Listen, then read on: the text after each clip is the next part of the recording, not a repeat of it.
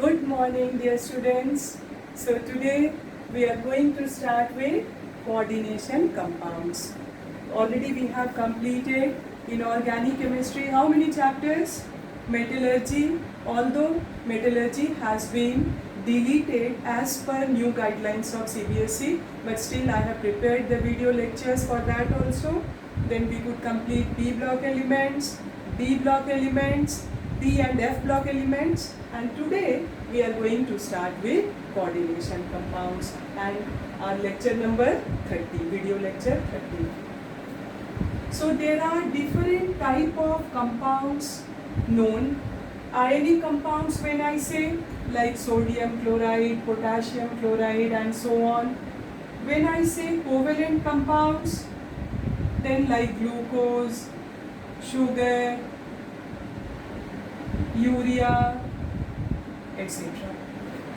Okay.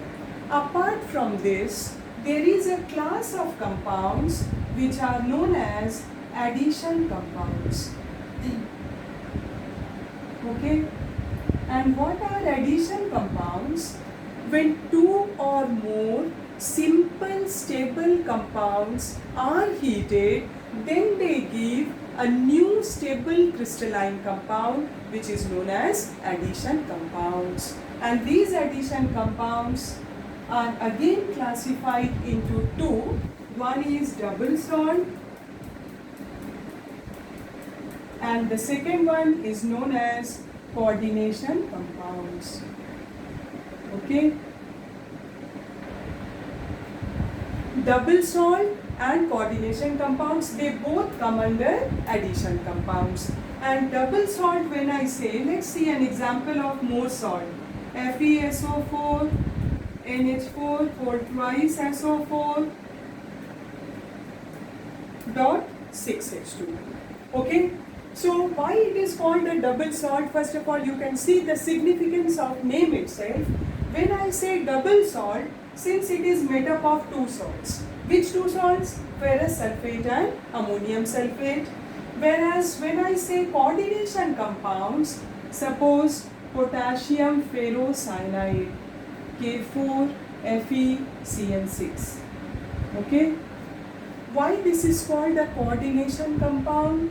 Because in this case, the bond which is present between the central atom iron and the surrounding iron cyanide is dative bond, coordination bond. Whereas this is known as double salt because this is made up of two salts. When this is dissolved in an aqueous solution, what happens? It gives simple ions, ferrous, sulfate ion, NH4 plus, SO4 2 minus. And these simple ions, they can be qualitatively be analyzed in laboratory. You have done during salt analysis, ferrous ion, it can be confirmed in group 3. Sulfate ion, by adding barium chloride, you get a white precipitate. Ammonium in group 0, by adding Nessler's reagent and so on. So they give simple ions which can be analyzed qualitatively in laboratory. Whereas coordination compounds, when they are dissolved in an aqueous solution, then they give complex ions. Ferrocyanide ion, which cannot be analyzed qualitatively in laboratory. Have you ever heard, can you separate iron and cyanide ion? You cannot. So these complex ions, they cannot be analyzed qualitatively in laboratory. So they give simple ions, they give complex ions. So therefore coordination compounds, they are also known as complexes. Why they are called complexes? Because they give complex ions in aqueous solution. Next difference you can see that here the metal ion, they show the valency, their normal valency is shown. So iron, its valency is 2 and 3. So iron is in its normal valency. But in this case, what happens? That the metal atom shows its valency beyond its normal capacity. So look here, 6 cyanide ions, they donate 6 lone pair of electrons to the central metal atom of iron. So by accepting 6 lone pairs of electrons, 6 into 2, 12 electrons are surrounding the iron atom. So here the metal atom shows its valency beyond its normal capacity. So these are the basic differences between the double salt and the coordination compounds. So we are going to continue with coordination compounds, and before we further continue, we will discuss some of the basic terminology for coordination compounds. So first of all, ligands. Okay, what are ligands?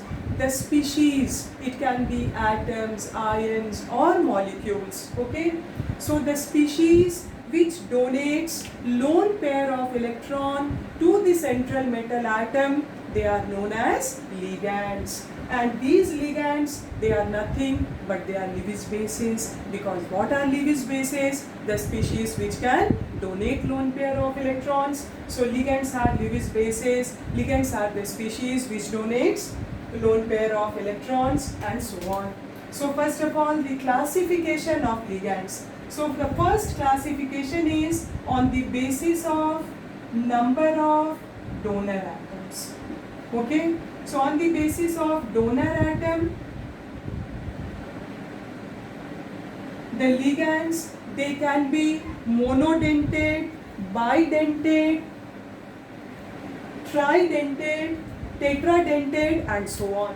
So as the name suggests, monodentate means there is only one donor atom. As for example, water, ammonia. In water, oxygen is the donor atom, 2 lone pairs. Nitrogen, in phosphine, on phosphorus, the lone pair of electron is there. So they come under monodentate. Then comes bidentate, when 2 donor atoms are there. As for example, you see carbonate ion, oxalate ion. This is abbreviated as OX while naming the compounds. Similarly, ethylene, diamine, its IUPAC name will be ethane 1,2-diamine. Okay, and abbreviated as EN. And why they are bidentate ligands, you can see both the oxygen atoms, they are donor atoms. Here both the nitrogen, they are donor atoms. So they are called bidentate ligands. Likewise, if 3 donor atoms are there, then it would be tridentate ligands. Okay. Tridentate ligands like diethylene, triamine. Tetradentate, they are polydentate actually when more than 2 donor atoms are there. In this case, triene, triethylene, tetraamine. Then comes pentadentate ligand.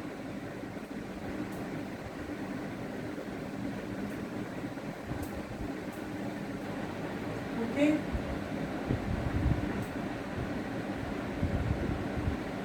Pentadentate, as the name suggests, there would be 5 donor atoms, and here EDTA 3 minus. And when I say hexadentate, then here 6 donor atoms are there, and here EDTA 4 minus. Okay, here T stands for tri, in this case the T stands for tetra. Okay. So ethylene diamine triacetate, this is ethylene diamine tetraacetate. And just see the structure.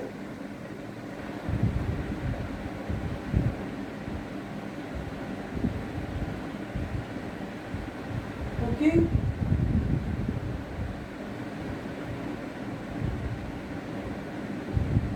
One, two, both nitrogen is the donor atom, and 3 acetates are here. So this is EDTA 3 minus 1, 2, 3, 3 acetate and 2 diamine. When I say EDTA 4 minus, then what is going to happen? This hydrogen will be substituted by acetate. So this becomes ethylene, diamine, tetraacetate. What type of ligand it is? This is hexadentate. Why it is hexadentate? Because 4 plus 2, there are 6 donor atoms in this case. And all these, the moment more than 2 donor atoms are there, then this would be regarded as polydentate ligands. So this classification was on the basis of donor atoms. How many donor atoms are there? Now the next is on the basis of charge. So charge basis negative, positive and neutral ligands. Okay? Negative ligands like cyanide, isocyanide, hydroxyl, carbonate and so on. They are negative ligands. Positive charge if it is there, like NO2 plus nitronium, NO plus nitrosonium, NH2, NH3 plus hydrazinium. So these are positive ligands. And when I say neutral, like water, ammonia, phosphine, triphenylphosphine and so on. And all these neutral ligands, their oxidation number will be 0. So this classification was on the basis of charge. Next is on the basis of their attaching ability. How do they attack actually the central atom? And on that basis, well-known ligands are ambident. Okay? Ambident, ambi means either of the atom can be the attacking sites. Like if carbon is the donor atom, then it would be cyanido. If nitrogen is the donor atom, then it would be isocyanide. Okay, isocyanide, isocyanido. Similarly, if nitrogen is the donor atom, this would be nitrito N. N stands for nitrogen. And if it is oxygen, then it would be nitrito O. Similarly, SCN, sulfocyanato. And if it is NCS, thiocyanato. So these ligands, they are known as ambident ligands. And one more is there, that is chelating ligands. Okay? Chelate is a Greek word which means ring. So when the ligands, they donate lone pair of electrons from all the sides so that they form a ring type of structure, such ligands are known as chelating ligands and such complexes are known as chelate. So EDTA, ethylene, diamine, they are actually the chelating ligands. Okay? So this is all about the ligands. Actually they are the species which donates lone pair of electron to the central metal atom. After ligands, now the next term which is very important is coordination sphere. Okay. So in the square bracket, whatever the species represent in the square bracket, suppose it is Cr, NH3, pole 6, Cl3. So this square bracket, it represents coordination sphere. Chromium is the central metal atom. Ammonia, this is the ligands, and this ion is known as counter ion. It is ionizable. Okay, this is ionizable, but the species which is inside the bracket, coordination sphere, they are non-ionizable. Okay, that's very important. Now the next is coordination number. Okay, coordination number. What is coordination number? The number of ligands by which the central metal atom is attached, known as its coordination number. In this case, you see chromium, it is attached by 6 ammonia, so its coordination number is 6. If I say K4, FeCN6, iron is surrounded by 6 cyanide ion, so its coordination number is 6. And whose coordination number we are going to find out? For the central atom. Who is the central atom here? Iron. So iron, its coordination number is 6. Similarly,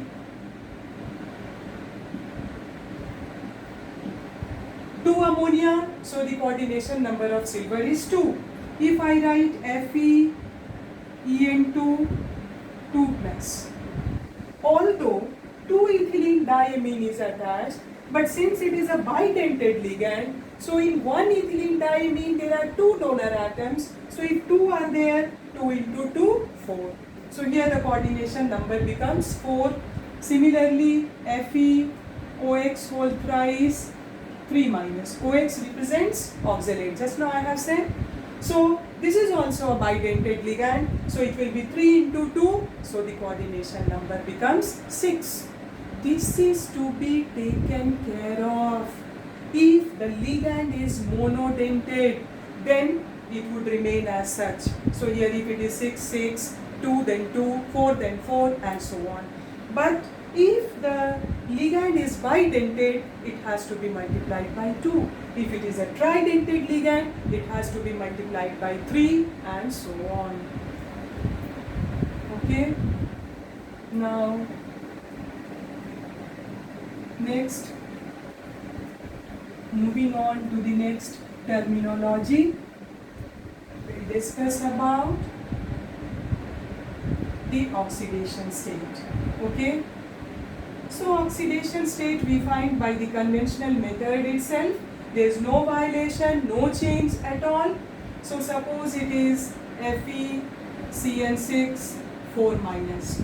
And coordination number, oxidation state, all these we find for the central metal atom. So iron X plus 6 into minus 1 is equal to minus 4. So X is equal to plus 2. If it is AgNH3 whole twice Cl, then X plus 2 into 0 plus minus 1 is equal to 0, then X is equal to plus 1. And all these neutral ligands, ammonia, water, phosphine, ethylene diamine, pyridine, and so on, their oxidation state will be 0. If it is FeC2O4, oxalate, 3 minus, then X plus 3 into minus 2 is equal to minus 3. So minus 6 is equal to minus 3, X is equal to plus 3. If it is NiCO whole 4 carbonyl, it's a neutral ligand. So X plus 4 into 0 is equal to 0, then X will be equal to 0. So metal, it can be 0, it can be positive, but normally metals, they do not exhibit negative oxidation state. So this is oxidation state, and next is homolytic and heterolytic complexes. Okay?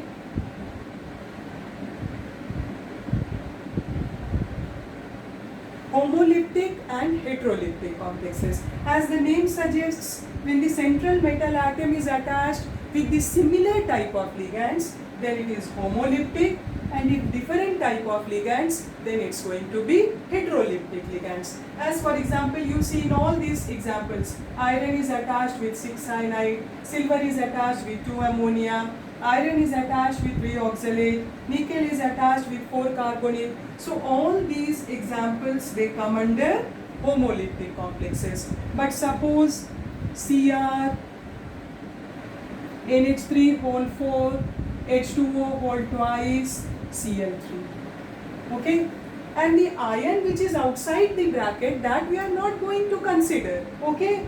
Only the ligands which are directly linked or attached with the central metal atom.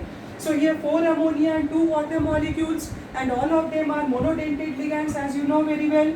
So here what is going to happen? This is coming under heterolytic complexes because the ligands, they are of different types. Okay? Apart from this, coordination polyhedron.